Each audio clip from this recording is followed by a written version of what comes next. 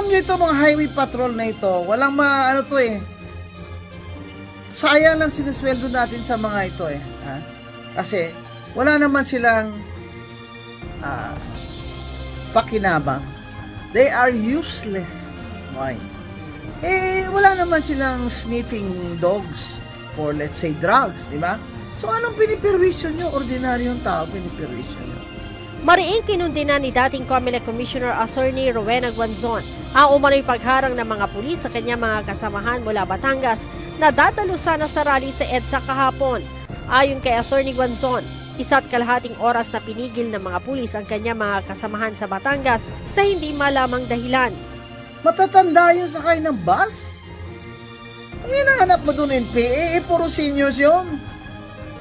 At bakit nag-search pa ang pulis mo, umakyat pa sa bus para mag-search? Anong sinisearch mo doon? Drugs? Sabi mo, trustworthiness ng bus ang dahilan kahit mo dinelay. Ano ba talaga ang malfunction ng bus namin? Sige nga, hindi mo naman sinasabi. Basta didelay mo lang.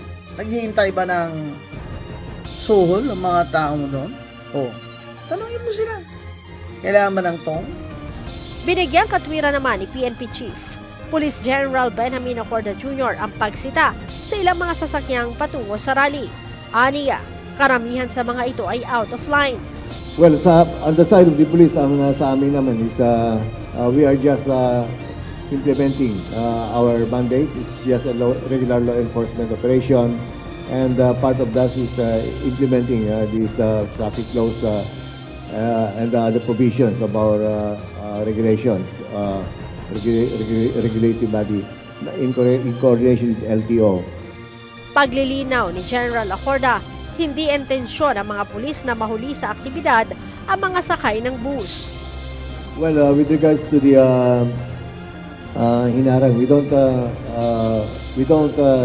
intend to suppress any rights, but with regards to violations like mga out of line, I think it's our mandate also to implement such provisions of the law. Samantala, pinuri naman ni Chief PNP ang NCRPO at Police Regional Office 7 sa payapang rally kahapon. Aniya, ginawa ng mga pulis ng maayos ang kanilang mga trabaho. Naging peaceful naman yung conduct ng rally, no untoward incidents, yung flow of traffic hindi naman naapektuhan. And with that, I congratulate the men and women of NCRPO.